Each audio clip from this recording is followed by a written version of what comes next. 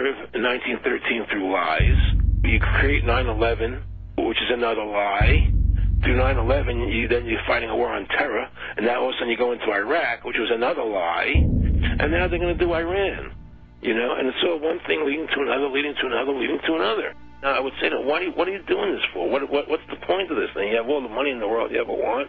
You have all the power. I said, you know, you're hurting people. It's not a good thing. And he would say, what do you care about the people for? Take care of yourself and you take care of your family. And then I said to him, what are the ultimate goals here?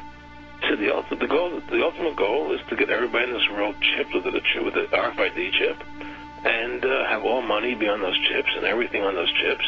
And if anybody wants to protest what we do or violate what we want, we just turn off their chip. That's right, microchipped. In 2005, Congress, under the pretense of immigration control and the so-called war on terrorism, passed the Real ID Act, under which it is projected by May 2008, you will be required to carry around a federal identification card, which includes on it a scannable barcode with your personal information. However, this barcode is only an intermediary step before the card is equipped with a VeriChip RFID tracking module, which will use radio frequencies to track your every move on the planet. If this sounds foreign to you, please note that the RFID tracking chip is already in all new American passports. And the final step is the implanted chip, which many people have already been manipulated into accepting under different pretenses. We have a Florida family who are really pioneers in a brave new world. They have volunteered to be the first ever to have microchip identification devices implanted into their body. After 9/11, I was really concerned with the security of my family. I wouldn't mind having something planted permanently in my arm that would identify me. In the end, everybody will be locked into a monitored control grid where every single action you perform is documented. And if you get out of line, they can just turn off your chip, for at that point in time, every single aspect of society will revolve around interactions with the chips. This is the picture that is painted for the future if you open your eyes to see it. A centralized one-world economy where everyone's moves and everyone's transactions are tracked and monitored, all rights removed. The most incredible aspect of all. These totalitarian elements will not be forced upon the people. The people will demand them. For the social manipulation of society through the generation of fear and division has completely detached humans from their sense of power and reality. A process which has been going on for centuries, if not millennia.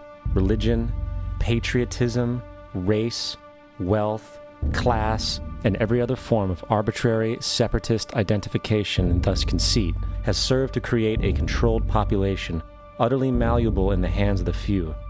Divide and conquer is the motto, and as long as people continue to see themselves as separate from everything else, they lend themselves to being completely enslaved. The men behind the curtain know this, and they also know that if people ever realize the truth of their relationship to nature and the truth of their personal power, the entire manufactured zeitgeist they prey upon will collapse like a house of cards.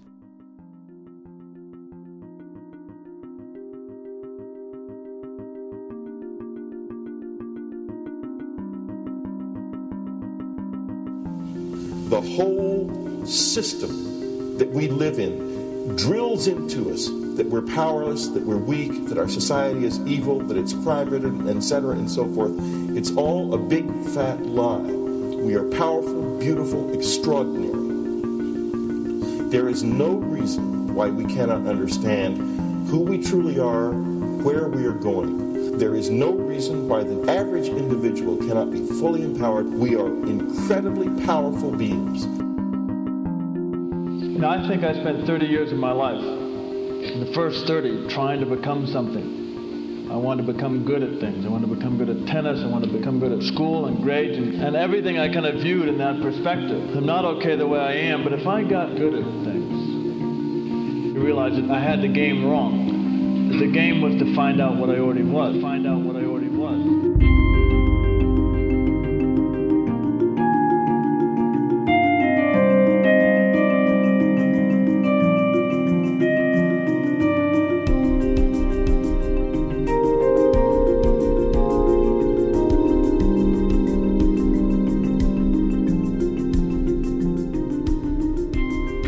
our culture, we've been trained for individual differences to stand out.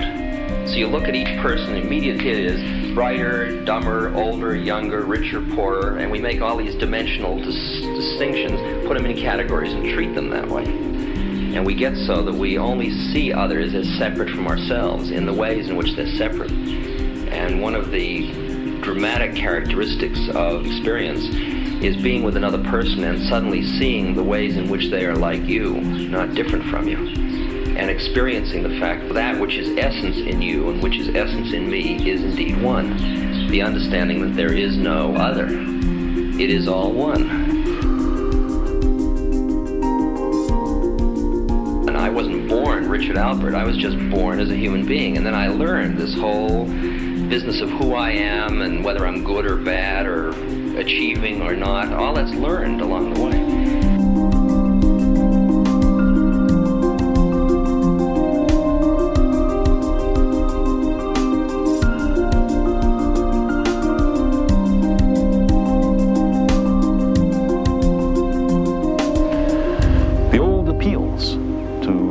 Racial, sexual, and religious chauvinism to rabid nationalist fervor are beginning not to work. A new consciousness is developing which sees the earth as a single organism and recognizes that an organism at war with itself is doomed.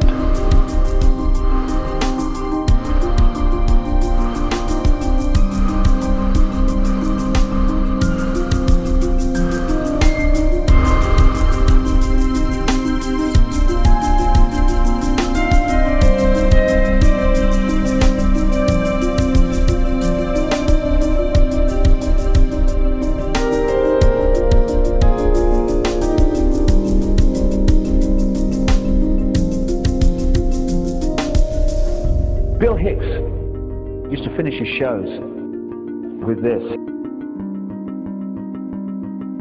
Life's like a ride in an amusement park. And when you go on it, you think it's real, because that's how powerful our minds are. And the ride goes up and down and round and round. It has thrills and chills, and it's very brightly colored. And it's very loud, but it's fun for a while. Some have been on the ride for a long time, and they begin to question, is this real, or is this just a ride? And other people have remembered, and they come back to us and they say, hey, don't worry. Don't be afraid ever, because this is just a ride. And we kill those people. Shut him up. I've got a lot invested in this ride. Shut him up. Look at my furrows of worry. Look at my big bank account and my family. This has to be real. It's just a ride. But we'll kill those good guys who try and tell us that. You ever notice that? And let the demons run amok? But it doesn't matter, because it's just a ride, and we can change it anytime we want. It's only a choice. No effort, no work, no job, no savings of money. Just a choice right now between fear and love.